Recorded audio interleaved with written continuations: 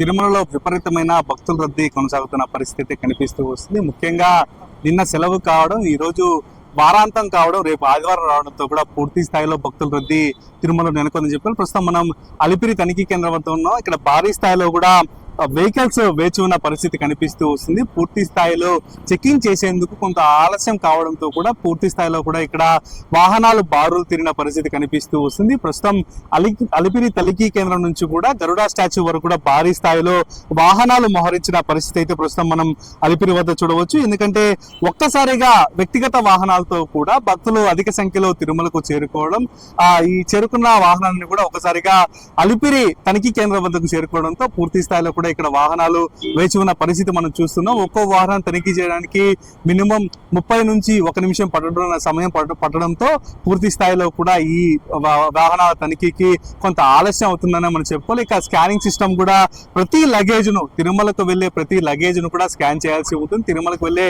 ప్రతి వాహనాన్ని సైతం క్షుణ్ణంగా తనిఖీ చేయాల్సిన పరిస్థితి ఉన్న నేపథ్యంలో పూర్తి స్థాయిలో కూడా విజిలెన్స్ విభాగం అధికారులు తనిఖీలు నిర్వహిస్తున్న పరిస్థితి అయితే కనిపిస్తూ వస్తుంది. ఈ తరుణంలోనే కొంతమేర వెహికల్ ని తనిఖీ చేయడంలో కొంత ఆలస్యం అయితే నెలకొనే పరిస్థితి అయితే కనిపిస్తూ వస్తుంది. ఇక తిరుమలలో కూడా భక్తుల రద్దీ భారీ స్థాయిలో ఉందని చెప్పుకోవాలి. ఇప్పటికే వైకుంఠం క్యూ కాంప్లెక్స్ లోని అన్ని కంపార్ట్మెంట్ నిండిపోయి కూడా భక్తులు క్యూ లైన్ బయట వేచి ఉన్న పరిస్థితి కనిపిస్తూ వస్తుంది.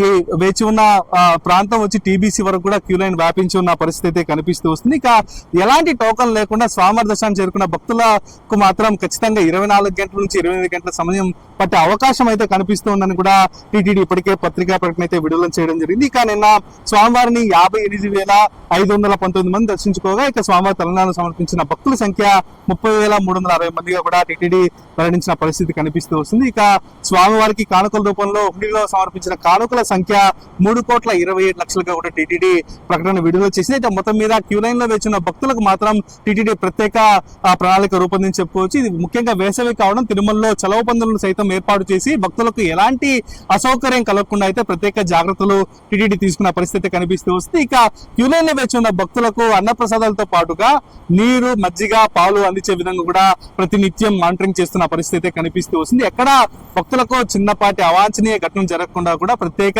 ఎగ్జిట్ పాయింట్ అని కూడా టీటీడీ తిరుమలలో ఏర్పాటు చేసిన పరిస్థితి కనిపిస్తుంది. ఎవరికైనా అనారోగ్య సమస్యలు ఉత్పన్నం అయితే కూడా ఎగ్జిట్ పాయింట్ నుంచి కూడా బయటకు తీసుకొచ్చే విధంగా కూడా టీటీడీ ప్రత్యేక ప్రణాళిక అయితే రూపొందించి చంటి పిల్లలు, వయోవృద్ధులకు సంబంధించి ప్రత్యేక క్యూలను ఇప్పటికే కొనసాగిస్తున్న పరిస్థితి అయితే కనిపిస్తూ వస్తుంది. ఇక ఈ నేపథ్యంలోనే కొందరు ఐఏఎస్, ఐపీఎస్ అధికారుల సిఫార్సు లేఖలు సైతం టీటీడీ రద్దు చేసిన పరిస్థితి కనిపిస్తూ వస్తుంది. వీటితో పాటుగా ఇక టీటీడీకి సంబంధించిన వివిధ విభాగాల్లో పనిచేసే సిబ్బందిని సైతం సిఫార్సు లేఖలు స్వీకరించకుండా టీటీడీ ఒక ప్రత్యేక చర్యలకు తీసుకుని చెప్పుకోవాలి. ఇక మొత్తం మీద తిరుమలలో అయితే భక్తుల రద్దీ భారీ స్థాయిలో కొనసాగుతుందని చెప్పుకోవాలి.